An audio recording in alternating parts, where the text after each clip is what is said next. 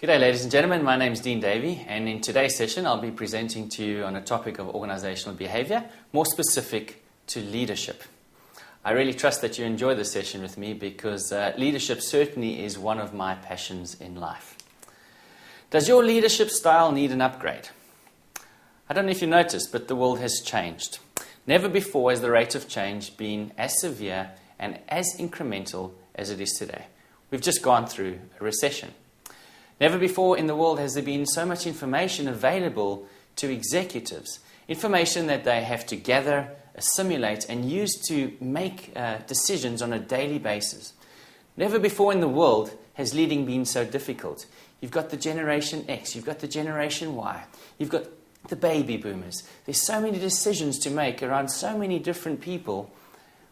One can safely say that the old adage of a democratic and an autocratic leadership style are probably gone. Well, let's explore this theory. Before we get started, ladies and gentlemen, I'd like to just lay down the key learning objectives for this session. The first learning objective is really to explore the difference between leadership and management. And the second objective is really to explore a model called the situational leadership model. So let's get right into the thick of things. I know that you've heard this over and over again, the discussion between the difference of leadership versus management. There's so many theories out there, and I've read almost every single one of these theories, but simply put, in my opinion, the difference between leadership and management is the following. 1, leadership is inspirational and management is operational. 2, leadership is strategic and takes a long-term perspective. Management takes a short-term perspective and is more tactical. 3, leadership is motivating action, getting people to do things and want to do things that you need them to do. Management is monitoring performance, very much in the current, not the future, and managing past performance. I'd like to give you a very simple example of my clearest definition and understanding of the difference between leadership and management. And this makes sense to me. Hopefully it will make sense to you as well. Imagine you're the leader of a team. In that team, you've got 10 individuals. And one of those individuals' name is Jack. Jack is a highly talented individual. He's just joined the firm 3 or 4 months ago. And he's doing incredibly well. However, Jack has a major issue around working in a team. Now, when I put on my leadership hat, what I should be thinking about are the following things. 1, does Jack meet the culture of the organization? 2, can I convince Jack through some inspirational and motivational leadership to conform to the values and culture of the organization?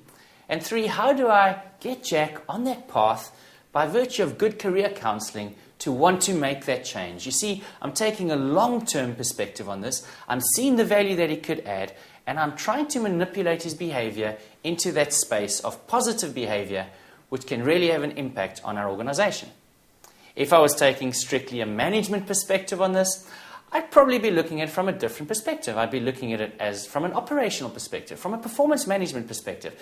And my discussion with Jack would probably be more around the fact that he is doing well in terms of the technical side, the sales side, but around the team environment and being conducive to being a team player, he probably needs some performance management, and those are the discussions I'll have with him. Simply put, that's my difference between leadership and management. I know there's various scenarios that you can use, but hopefully that's given you a slight insight into the difference between leadership and management. Fantastic. Now that we've covered the difference between leadership and management, I'd like to move into a leadership model that is commonly known as the situational leadership model.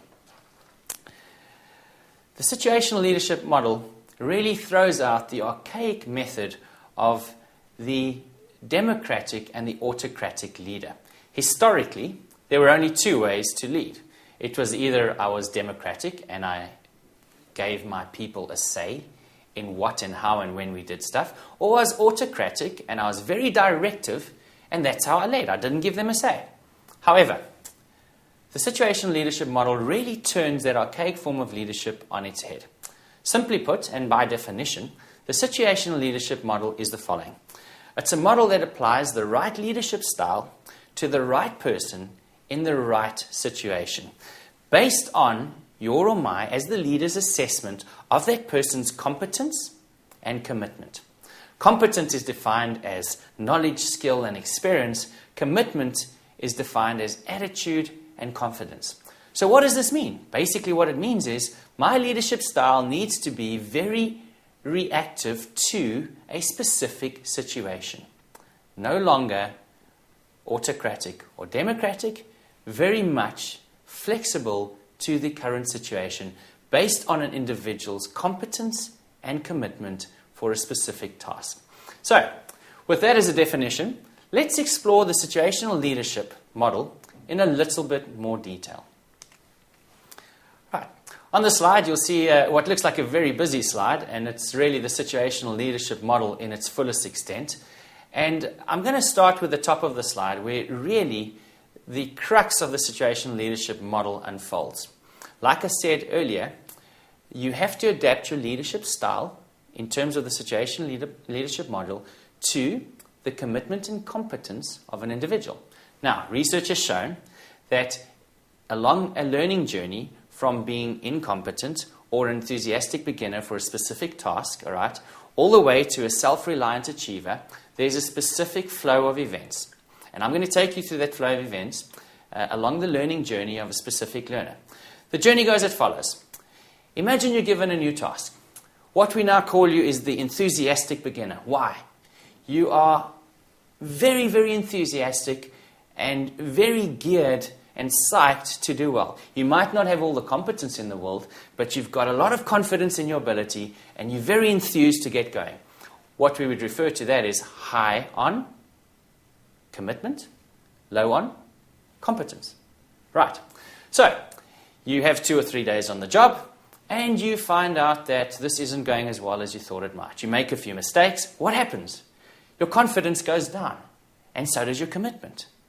You have actually been 3 or 4 days on the job. You've actually grown in competence, so you've got better from a skill and an experience perspective. However, your confidence is low. And so this stage of your learner journey is known as disillusioned learner. In the disillusioned learner state, your confidence or commitment is low and your competence is average. It's beginning to build. The next stage. So, a week goes by and you've worked a little bit more at this task. You now start moving into what is commonly known as the capable but cautious learner. What's happened here, ladies and gentlemen? Well, you've realized it's not that bad. You've realized that you can do this, that this task is not insurmountable. As a result, you start doing some stuff, getting it right, and your manager starts seeing that you're getting it right, and he or she starts complimenting you and praising you, and as a result, your confidence goes up. Where are you in this stage? Well, your commitment is getting higher. It's what's now termed variable, and your competence is definitely higher because you've been doing this for a week or 10 days. Enter the next stage and the final stage, known as the self-reliant achiever. Where are you in this stage of your learner journey? You've been on this task for 2 or 3 weeks. You've had a lot of feedback from your managers. You've grown in skill. You've grown in ability. You've got experience. And as a result, your commitment and your confidence is high. So where are you now on the scale of confidence and commitment? You're high. On competence, you're very high. Now that's the learner journey. What does the situational leadership model say about that specific learner journey? It says you need to apply a specific leadership style to the correct stage of the learner journey. So if you look at the bottom of the slide, what you'll see is various leadership styles that are very relevant to the stage of the learner journey. So let's go through this quickly. Around the enthusiastic beginner, the correct leadership style would be directing.